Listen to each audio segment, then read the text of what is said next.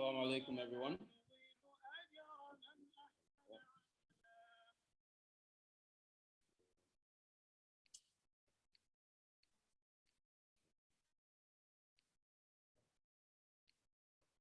Assalamu alaikum again, everyone. Imam, can you hear me clearly? Yeah, I can hear you. Great. Assalamu alaikum, everyone, and welcome again to this Friday's session, the Friday's Khutbah session. Like I mentioned to those who joined in previously, today we're happy to have Imam Abdulhakeem Kosoko giving today's Khutbah. Just a couple of things before I hand over to the Imam. Today's session is recorded, and what we do is we post our recordings on our YouTube channel, which we will share the link shortly with you in the chat. So we post every khutbah session to our YouTube channel. And if you would like to share today's khutbah session, or you would like to go back to watch it and gain information and insights, you can always go to our YouTube channel. We would also be posting a link to join our mailing list if you're a first-time attendee, or you would like to just get notifications of our upcoming events. We would also be posting the mailing link for that to join our mailing list. Without further ado, I will be handing over to Imam. Thank you so much, Imam. You can get started. Assalamu alaikum. Wa alaikum assalam wa rahmatullahi wa barakatuh. Inna alhamdulillah, nashkuruhu wa nastaghfiruhu wa natawakkal alayh wa na'udhu min shururi anfusina wa min sayyiati a'malina. Innahu man yahdihillahu fala mudilla lahu wa man yudlil fala hadiya lahu. Ashhadu an la ilaha illallah wahdahu la sharika lahu wa ashhadu anna Muhammadan abduhu wa rasuluhu. Allahumma salli wa sallim wa barik ala nabiyyil huda وعلى آله الطيبين الطاهرين وصحابته الغر الميامين وأزواج أمهات المؤمنين وتابعين ومن تبعهم بإحسان إلى يوم الدين.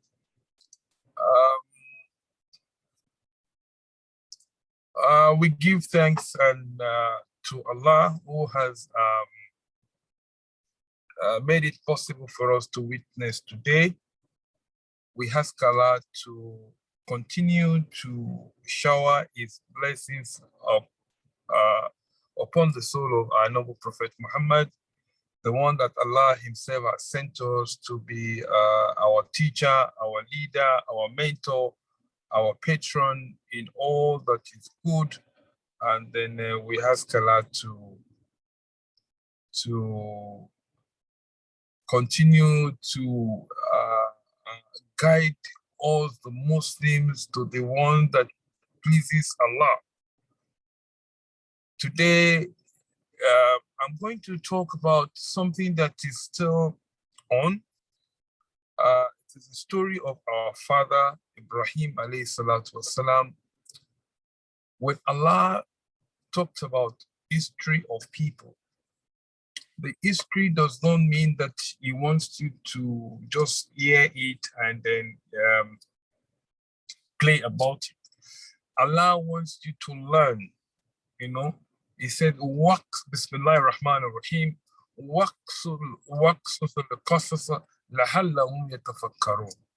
that you give them the details, you understand, about the stories of the people of the past, so that they can reflect, that all of us can reflect. So, you know, it is the reflection about all that is happening is what Allah required of us to reflect, to listen, to read, and understand the stories of our fathers and the prophets of Allah that He has sent, why He has sent them, the level of their tolerance, the level of their iman, the level of their patience and perseverance, and then the level of their calmness at the time these things are happening. We give thanks to Allah on that. You see, our prophet, our father Ibrahim, went through many stages of trials, and consistently he maintained not only good comportment and character. During this time of trial, he applied a lot of wisdom that we also need to learn and apply to our everyday life today. As a young man of, say, 16, 17, 18, where the good thing about history in Islam is that there are some details Islam left behind because those details are not really useful. For example, when Allah says that Prophet Noah should go and build Ark, whether the Ark has 2 stages, the wideness, the length, the breadth, Allah does not give details. But the reason why the Ark was built and the occupants of the Ark, what is the purpose? Those are the lessons. So Allah did not really mention, but he said it was Ghulam.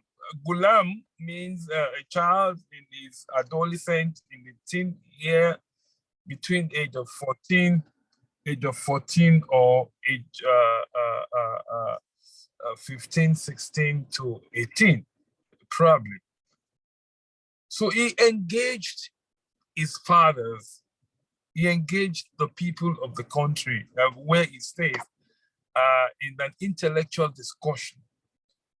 Atabuduna min dunillahi ma la yanfa'ukum wa la yadurukum.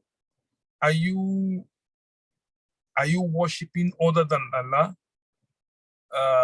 Those who will not benefit you and those that cannot really harm you? Woe unto you and woe unto those things that you worship other than Allah. He's calling them, he's inviting them to intellectual discussion. So at a period of time, he also engaged in some other activities that will also call them to caution and ask them to reason, about what they worship. So, and after all these trials, he left.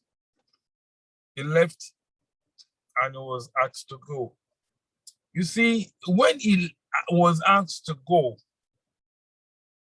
it's another form of trial because he was asked to leave his comfort zone, is to move away, and he went to Egypt.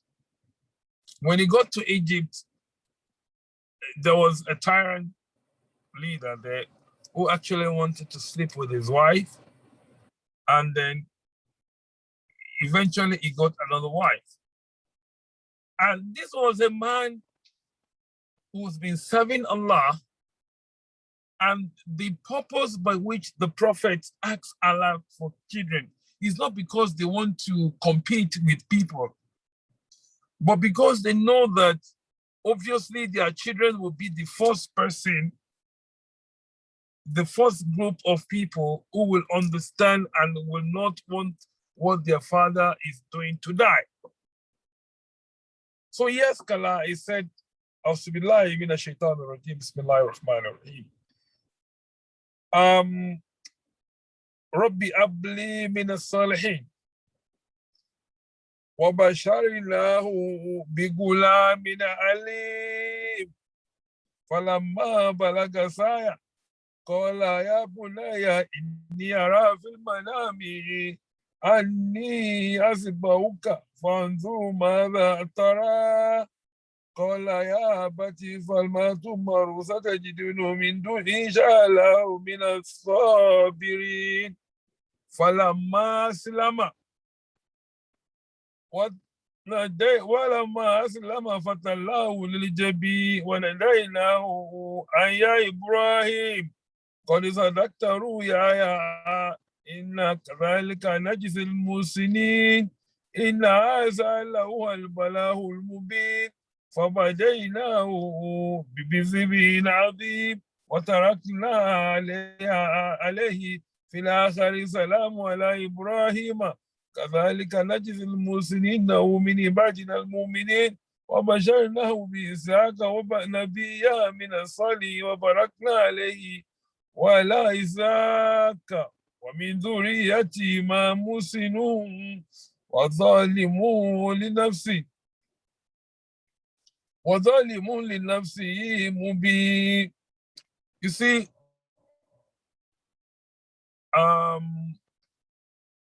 when Allah subhanahu wa ta'ala, when he was going, he always thought of who is to take the baton from him. Because, you know, Ibrahim was the connector. He was the connector of all the religion, the Adyanus Samawiya, the religion that comes from heavens, the Jews, the Christians, and Islam, and Muslims. He is the one that connects all of us. And that was why Allah described Ibrahim as something that he has never described any of other prophets. He said Ibrahim was ummah, ummah, ummah. Ummah means generation, nation. Because Ibrahim alayhi salatu wasalam was the connector between all the prophets. From him, from Ibrahim, all the other prophets after him were Zuriyati. Because he actually prayed for that. And he was, and then what he did was, he was a traveling prophet. He was a traveling, because he was moving from one place to another. At the point he was in Mecca, at the point he was in Baghdad, he was in Iraq, at the point he was in Egypt, at the point he was in Palestine. So he moved around all these zones, and he has all his signs that Allah has given him. So he was never a resting prophet. So before then, he asked Allah that, Rabbi habli min as-salihin. Oh Allah, I demand, I solicit from you that you give me a child that is going to be righteous, that will be able to carry on the baton from me, that I will be able to put on the path that you have established for me. And you see, that is very important when we are asking for something from Allah. Sometimes we need to be explicit. We need to let Allah understand, know what, you know, the specific things that we want. Of course, it may not be by verbal, it may also be by our intention in our hearts, that this is what I want, and this is the reason why I want it, and this is what I want it to be, to do me. I mean, this is what I want to do with it. So he told Allah, he prayed to Allah for that. So when Allah gave him this son, and then he nurtured him, فَلَمَّا بَلَغَ السَّعْيَ. He nurtured him until he was able to walk, move on his own. And at that time, he saw the dream. And one of those things that he said when he was praying and asking Allah to give him a child was that when the child is born, he's going to sacrifice his child on the path of Allah. Now, that was a promise. Like the Yoruba will say that,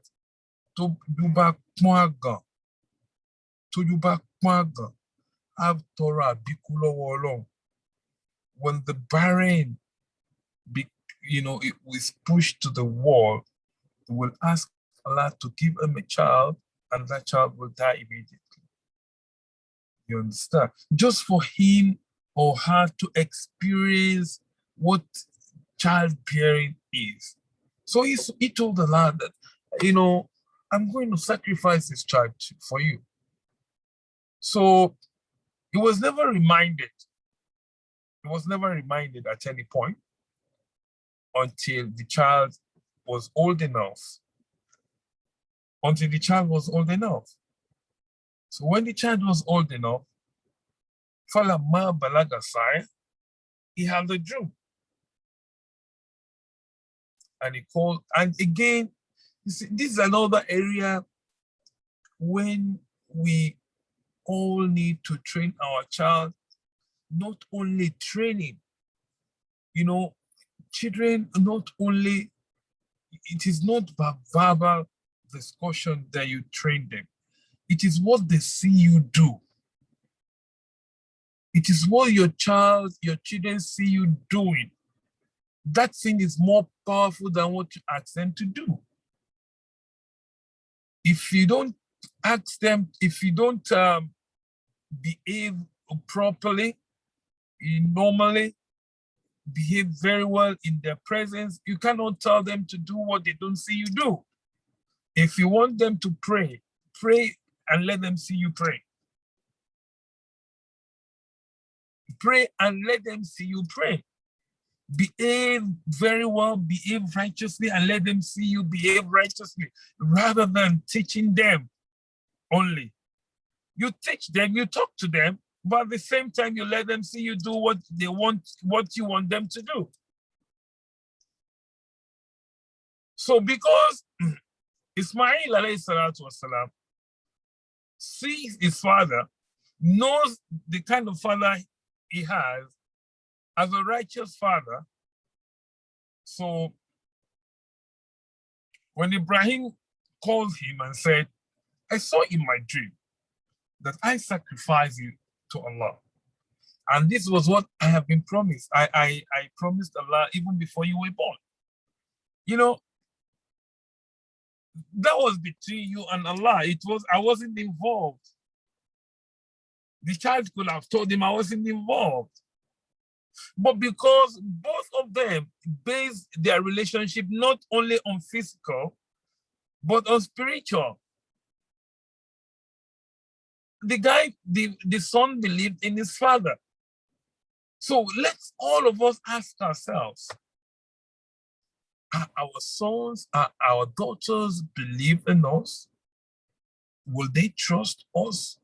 Do they trust our judgment even if we make mistakes? Will they believe in us that we sincerely err in whatever we were in those things that we made mistakes on? These are some of the questions that we need, rhetoric questions that we need to continuously ask ourselves about our conduct in the family. The Prophet ﷺ says that khayrukum, the best of you, khayrukum li ahli. The best of you is the best to its family. And I am the best to my family. The Prophet never said the best of you is the one that conducts his prayer very well. He never said the one that conducts, because your family is the immediate environment that really, really determines your character. Within your family is where you don't have any caution. Is within your family that you don't care about people watching over you. It is in your family that you throw the caution to the sky. And you see, as a family person, you are outside, you went to work, you find something very terrible and horrible at work. Because it's outside, because you don't know these people, you comport yourself. You swallow your anger. So you went home. So by the time you get home, your children, your wives, your family member, they were the one who was going to get the boots. But the best of you is the one that gets home and does not rub those things that happened outside on your family that are very innocent of the issues. So be the best to your family, be the best to your wives, be the best to your children. So Ibrahim والسلام, was the best to his son. So that was why when he told his son that this is what I saw, and this is what I intend to do, there was no doubt in the mind of that son that my father was saying the truth. And I was ready to accept whatever decision my father took. So he agreed. He agreed.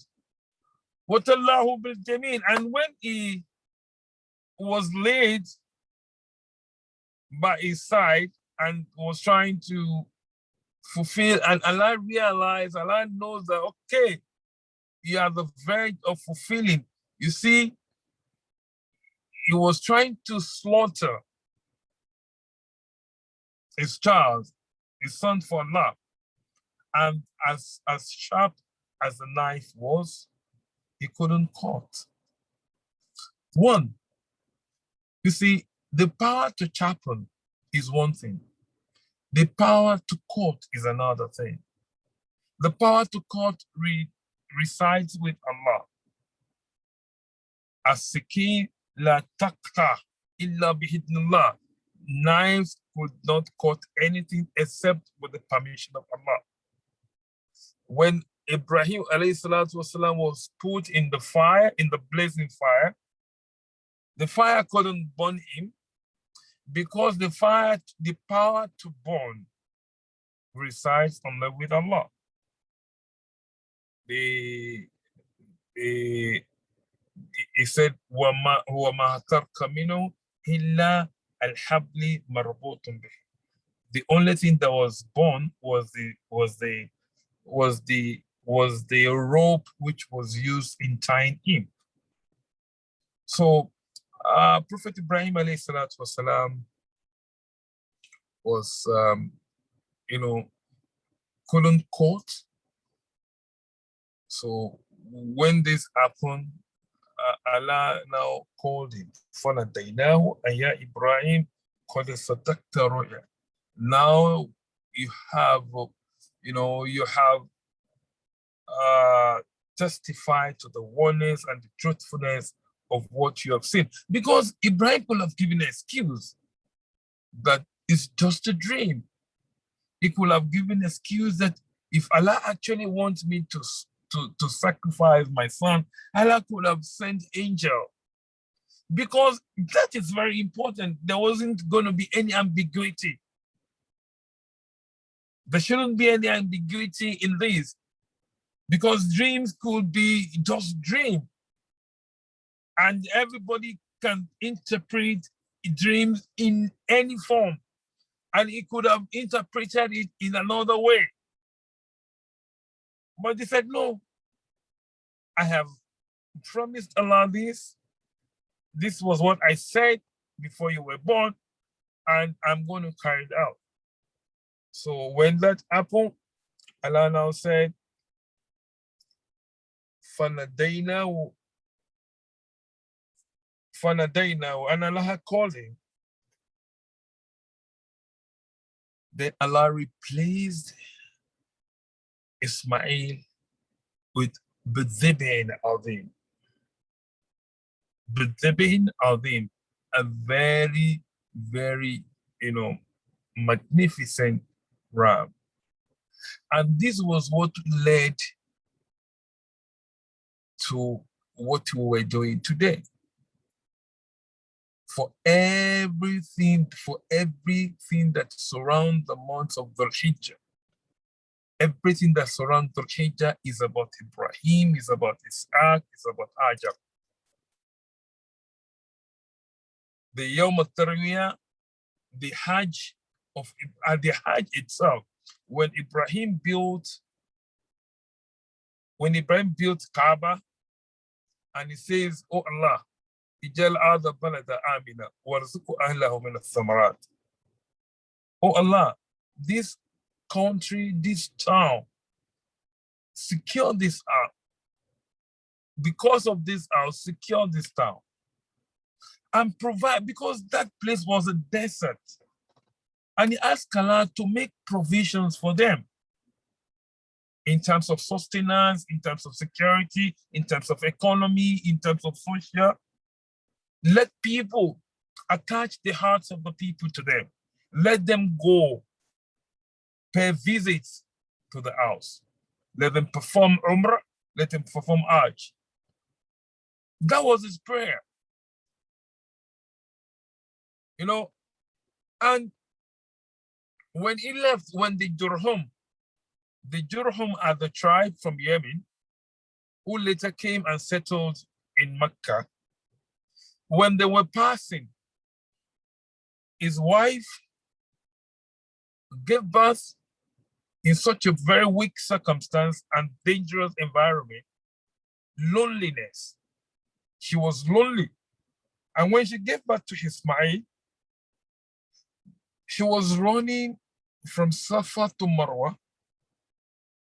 When she ran the seventh time, she discovered that when she placed her son, there was a stream of water coming, you know, and that was the sign that remained all today, that whenever we go for Hajj, we do Sa'i, in copying our mother, the mother of our father, the son of our father. So that's one. Two, when Ibrahim ﷺ came to them and saw them and chose to leave, you know, this was what constituted into Hajj, to become a visitor, to visit some people, to visit the house of Allah. She asked Ibrahim ﷺ, she said, "Atatrukuna awna ya Ibrahim? Are you leaving us alone here?" He didn't answer. He asked the second time, he didn't answer. He asked the third time, he didn't answer. And the fourth time he said, "Allahu amaraka bihada." Is it Allah that has given you the permission or commanded you to do this? And Ibrahim said, yes. And he said, okay. إِذَنْ لَا يُضَيِّعُنَ اللَّهُ. If that is the case, I know Allah will not leave us here. So Ibrahim ﷺ moved, and they moved to a certain place where they couldn't see him. And that was when he said, Rabbana. He said this prayer, that, oh Allah, ijal hadha balada amina warzuqu ahla min ath-thamarat. You know, wajal afidatan nas tahwi ilayhim. Oh Allah, make the heart of people, direct the heart of people unto him, unto them. You know, when the heart is attached to anywhere, there is no way you do, there's nothing you do. You can see and you can understand the agony, the mental stress, the spiritual disappointment in the heart of the whole world, that we've not been able to perform Hajj last year, we've not able to perform Hajj this year. It's very painful. So what all this is saying is about the conduct of an individual, conduct of a man, conduct of somebody that Allah himself has chosen to be his Khalil, conduct of a man that Allah has described as a nation, or could be described as a generation. Because Allah described him as Ummah. That Ibrahim was Ummah. Ummah means you can translate Al-Ummah as a generation, you can translate Al-Ummah as a nation, you can translate Al-Ummah as a state, because that was what Allah has created from Ibrahim alayhi salatu wasalam. So what do we learn from Ibrahim? We learn Hanifa, the faith, unshaking faith in Allah at the depth of trial.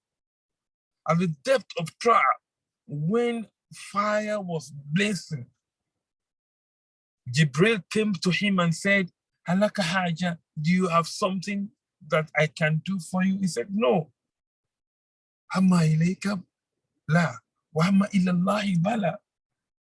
To ask you to do something for me, when the person who actually I served, who on his purpose I am being crucified, no, I don't want something from you, but I want everything from Allah. That was faith. At that point, you could have agreed to anything.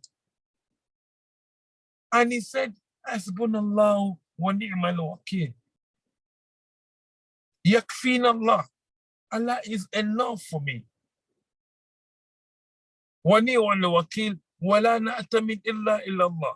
And I am not going to put my trust on anything except Allah. That was a peak of faith. Ibrahim demonstrated that. Ibrahim demonstrated patience. He demonstrated understanding.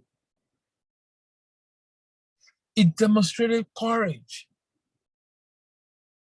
He demonstrated good character, good conduct at home and abroad. He demonstrated everything that Allah has used in describing the righteous. And in fact, it was the standard before Prophet Muhammad sallallahu alaihi wasallam. It was the standard to measure righteousness. It was the standard to measure faith. It was the standard to measure religion before Muhammad sallallahu alaihi wasallam. And Allah was able to make sure that every other prophet after him came from his lineage. In fact, one of his sons was said to be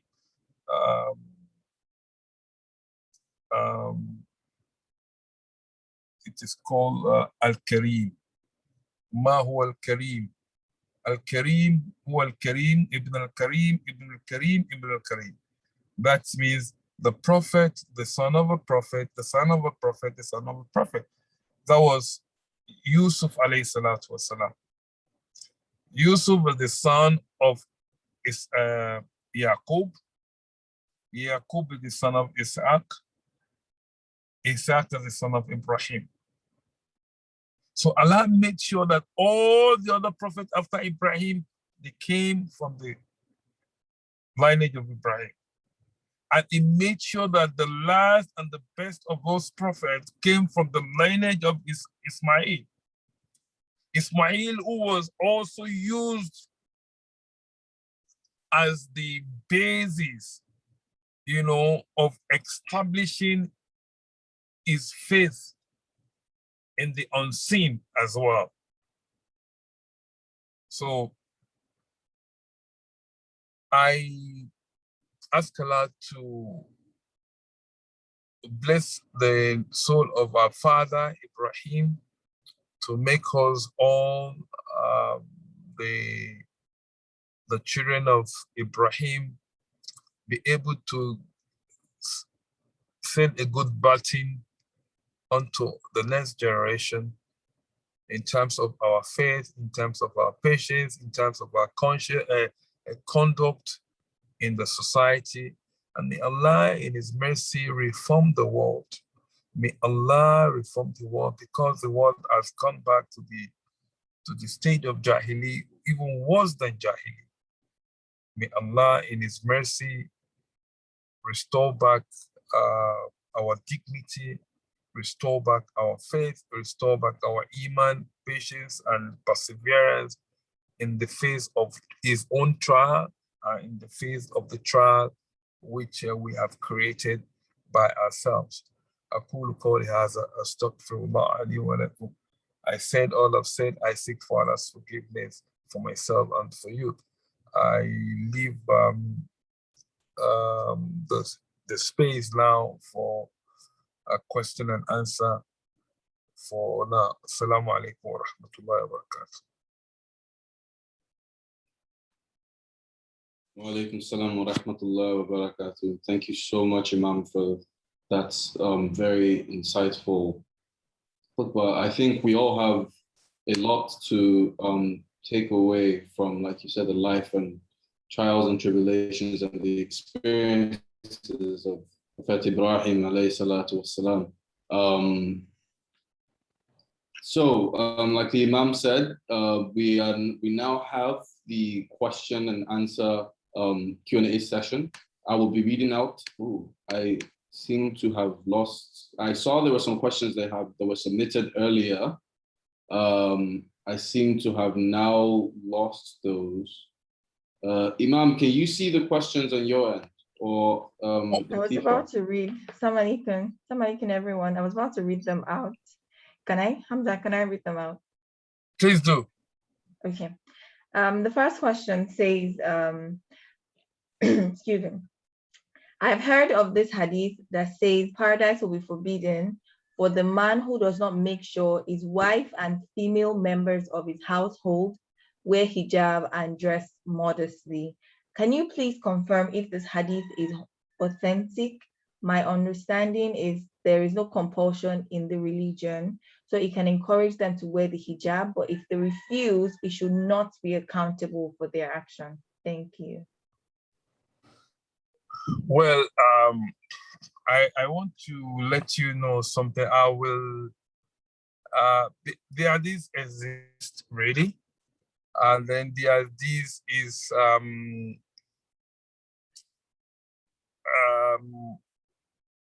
generally you should encourage your family members, because the Prophet was also asked to start his preaching with his family members. And then if you ask them and then they refuse to, then the punishment is taken away from you, and then it's left to them, because at some point, because something must be clear.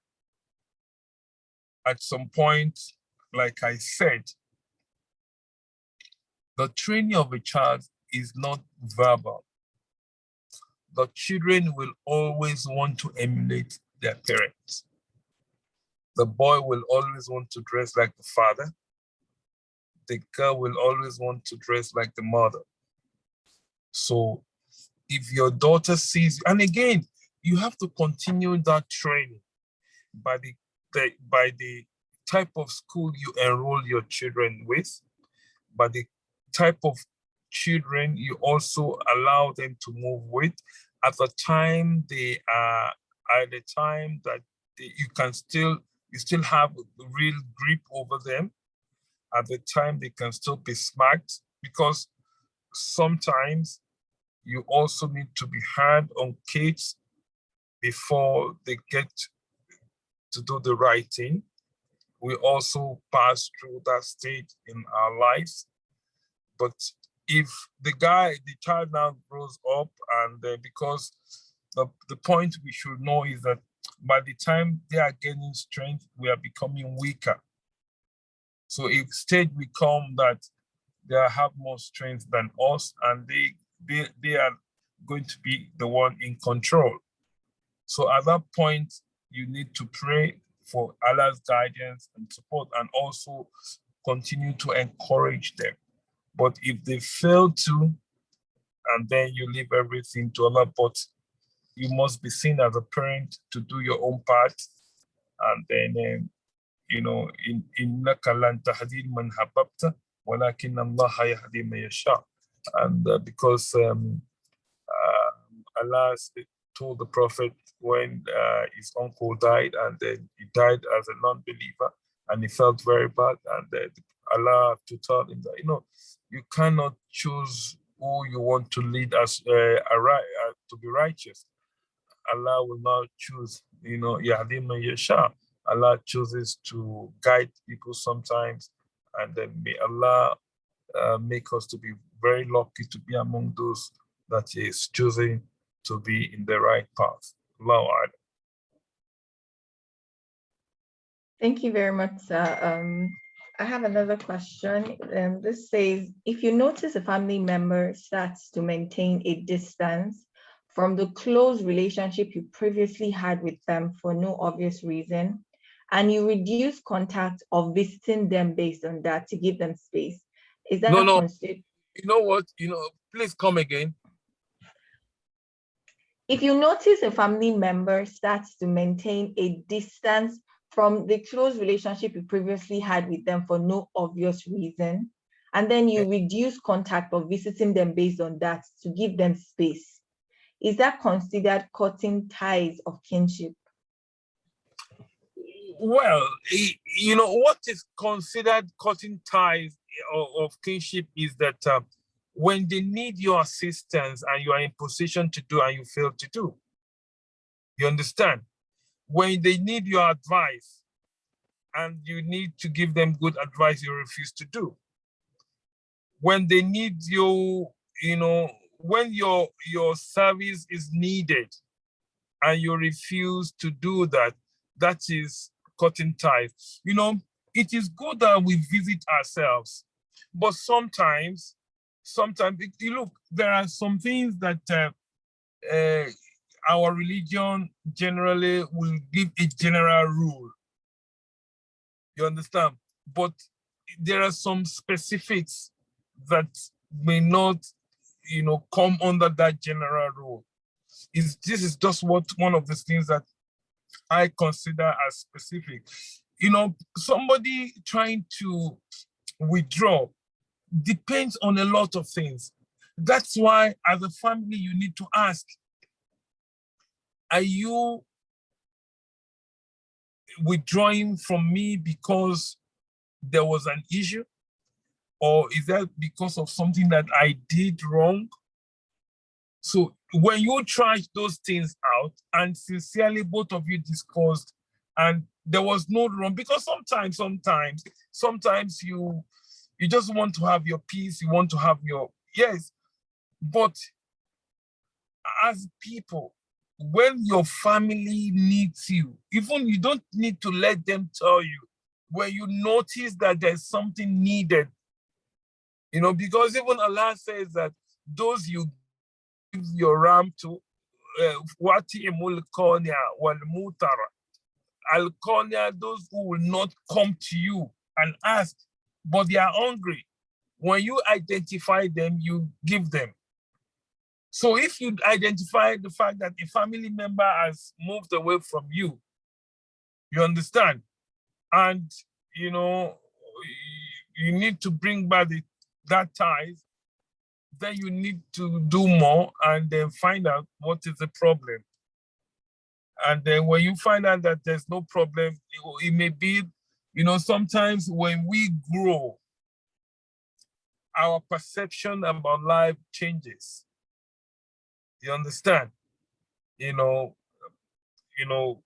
then when it becomes like that, when you find out and you know that it's not because that person is, fighting you, he just wants a space, like you said, then you just make sure that you check on each other.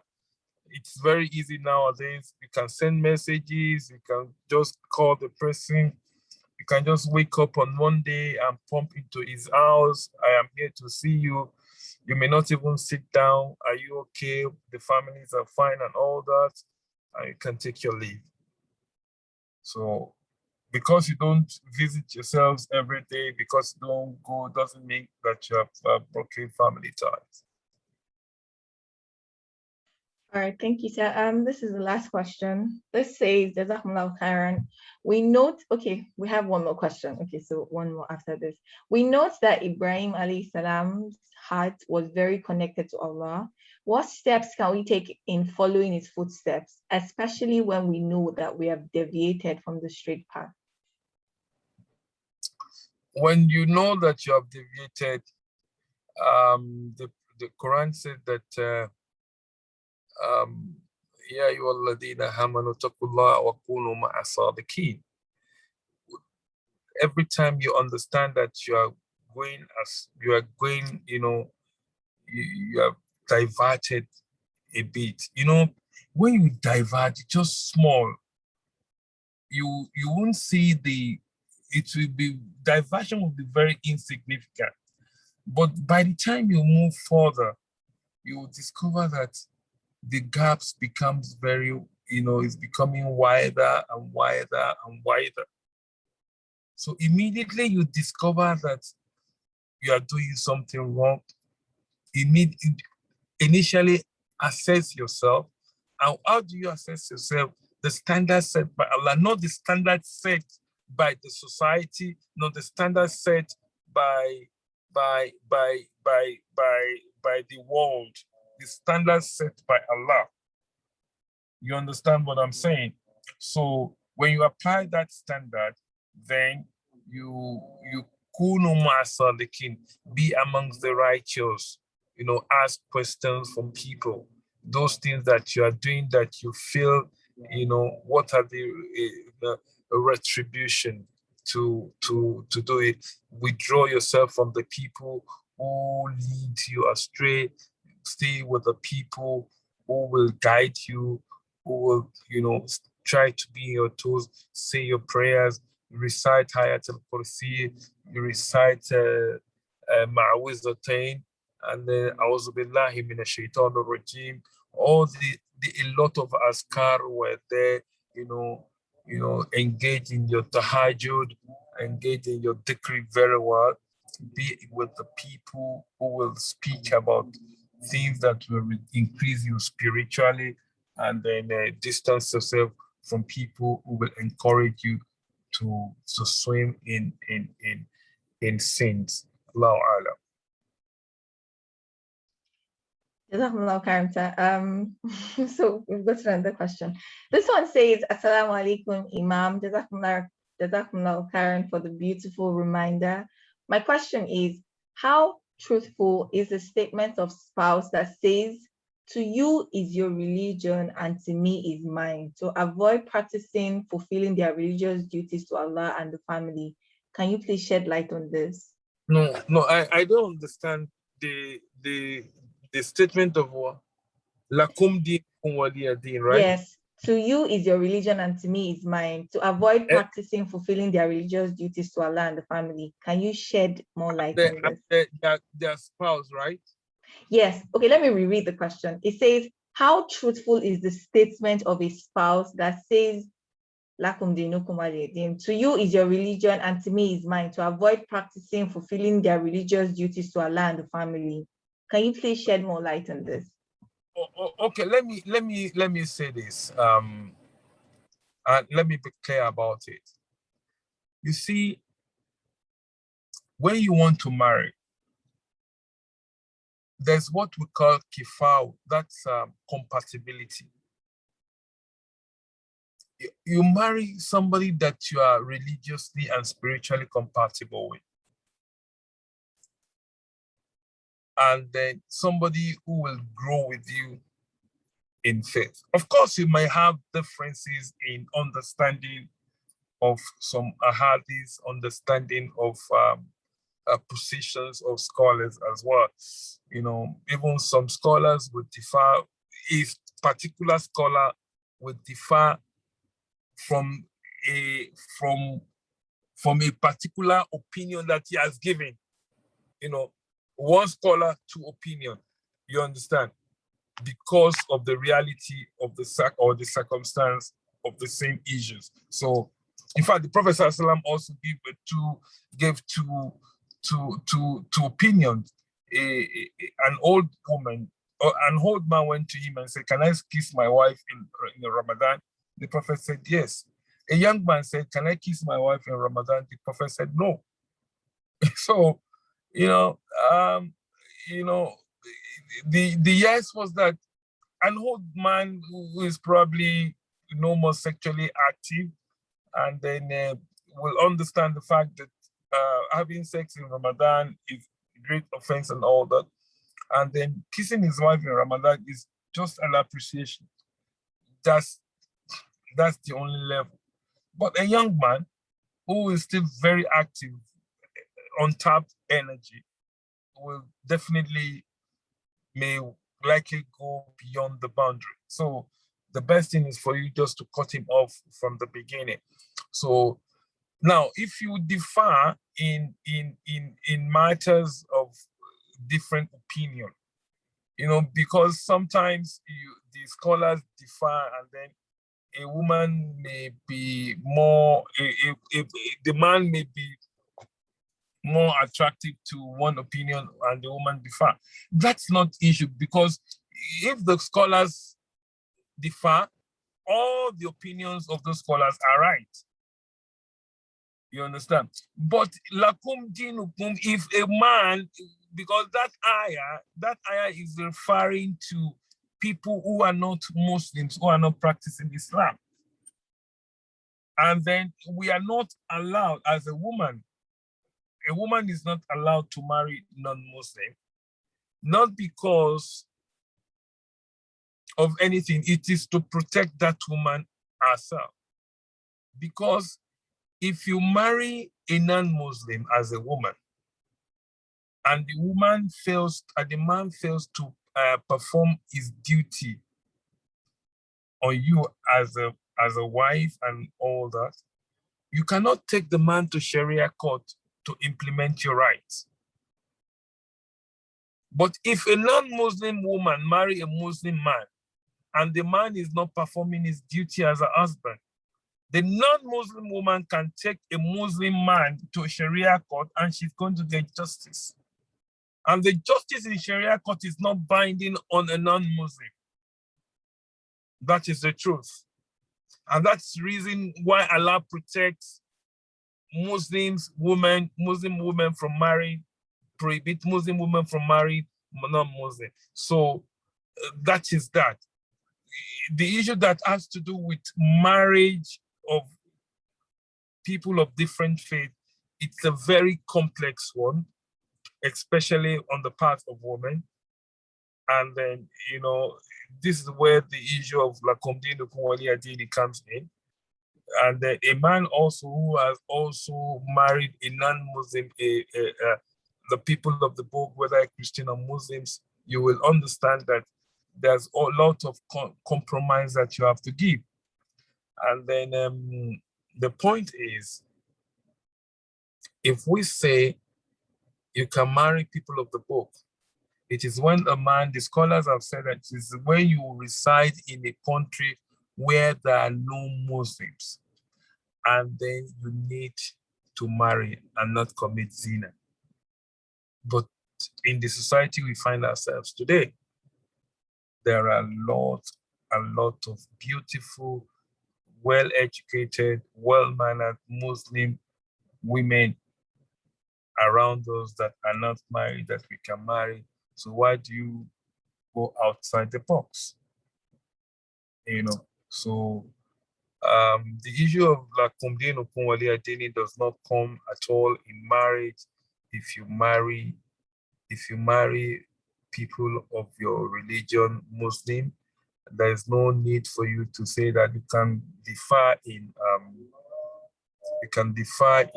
opinion of scholars, which in any way opinion of scholars are, all of the opinions are correct, even if they go against each other. All of the opinions are correct, even if they go against each other. So Allah.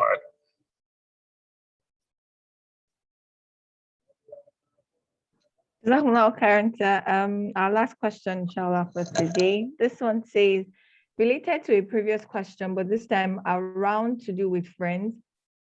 If a friend requests that we stop contacting them because they blame us for something we did not do, are we wrong to honor this request? Well,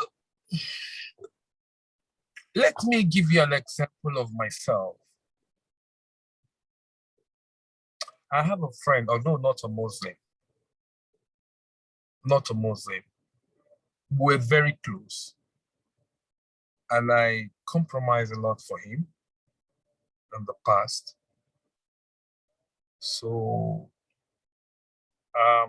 the son came to my house. My daughter reported that my daughter, then she was 5, and his son was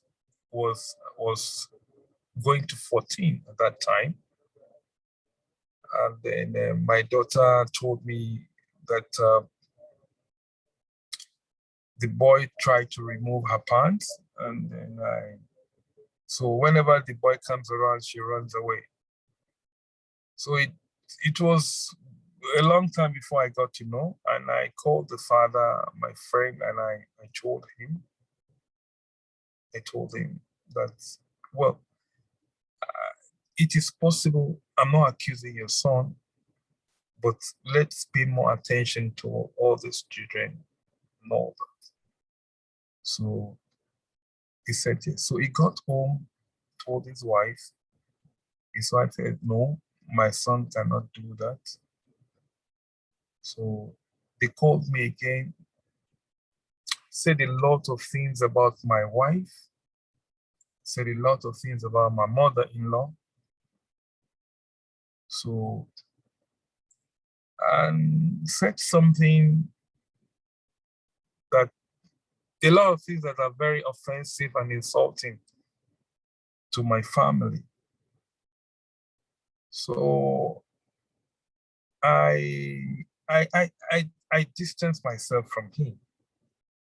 But on 2 occasions, I had spoken in his favors where he doesn't even know.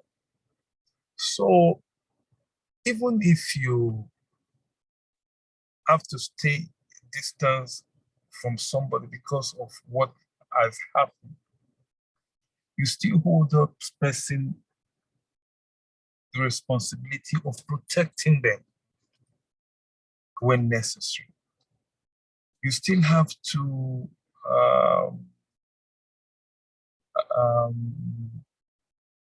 be good to them. Whenever they need your assistance, you still have to provide that assistance. Whenever they need your support, you still have to provide that support. After all, even some people, we like some people, we love them. We don't even visit them in their houses. We only meet in school. We only meet in the office. You know, there are people that I truly like that I don't see them often. I don't go to their houses. I don't go to their offices. You know, and there are some of them that we only talk on phone. I have a friend who, whenever we start talking, my wife's always become very jealous about our discussion. In fact, I have a late friend, Professor Aditono. In fact, Professor Aditono, we may not even see in 2-3 years, but we talk like every day. And we talk very deep discussion. And we don't see each other often. So, the distance doesn't really matter when the hearts are always connected. That's the sayings of the Arabs. You know, but when something happens, you know, even because there is etiquette of even disagreement, Islam does not say you can't disagree. You know, in any case, you can't have somebody that you would agree with 100% in everything. But there are ways that you can disagree with people, it must not be your hijrah, لا يجعل أحدكم أخيه فوق 3 أيام. You don't keep malice with your friend, with your brother more than 3 days. والسلام يقطع الهجرة, and then the salam of the 3rd day has dissipated the hijrah. ولا يترك الكلام بعد السلام, and you don't stop talking up. You don't stop talking people that you have been talking with before. You know, you have to now weigh and review the way you talk to yourselves, the way you relate with yourselves. You know, because Islam, like I told you earlier, Islam will provide the basis for everything, but the details will now be determined by circumstance. You know, the Arabs would even say, you know, that Habib Habiba Kahawna, when you are being friend with somebody with ease, you understand?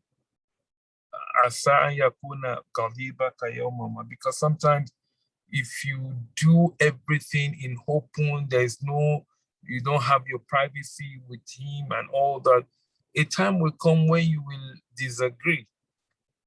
And when you disagree, we may not be able to tell him the truth because you have done something wrong that he knows as well. And if you are getting angry with somebody, you do it with lots of caution. Don't say things that you will also be ashamed of. I didn't know, I shouldn't have said this. Because when you fight and you release all the secret and private information you have about somebody, definitely that person will forever review that relationship you have. And then there's going to be distance, there's no doubt about that. So whatever we do, Allah has provided, Islam has provided us with the basics. So the details will be determined by circumstance.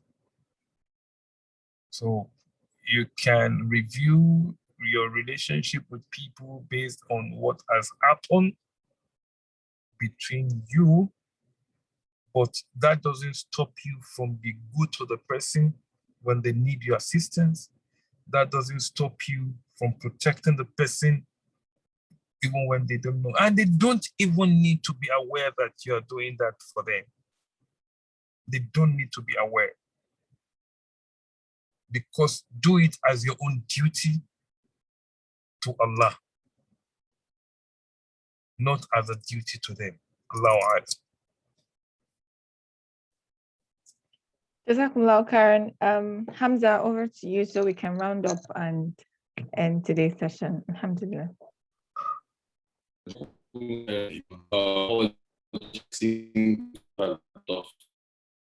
Might not agree with me today. Thank you so much again, passing your knowledge and your wisdom all of us. I think I can say for everyone here, extremely insightful, helpful. Can you not hear me? I think the network is bad. The network is bad. Latifa, you can up. It's okay. My network. Okay, all right. Jazakumullah Karen. Thank you so much, Imam. Thank you everyone for joining in today. We're so glad, we're so grateful. Thank you so much, Imam. May Allah continue to bless you and grant you more knowledge. And we hope that we can have you many more other times. We would like that you'd help us end today's session with a closing dua so that we can all get back to our respective ربنا تقبل منا إنك أنت السميع العليم وتب إنك أنت التواب الرحيم واهدنا الحق وإلى المستقيم ربنا لا تزغ قلوبنا بعد إذ هديتنا وهب لنا من لدنك رحمة إنك أنت الوهاب ربنا عليك توكلنا وإليك نبنا وإليك المصير ربنا آتنا حسنة وفي الآخرة حسنة وقنا عذاب النار اللهم صل وسلم وبارك على رحمة المهدى ونعمة المزدى محمد بن عبد الله الرسول المصطفى النبي المجتبى العبيد المرتضى وعلى آله وصحابة مصابيح الهدى وبذور الدجى وتابعين ومن تبعهم بإحسان إلى يوم الدين سبحان ربك رب العزة عما يصفون سلام على المرسلين الحمد لله. Thank you, Imam. Thank you all so much. Have a wonderful Jummah Mubarak. Thank you. Assalamu alaikum. وعليكم السلام.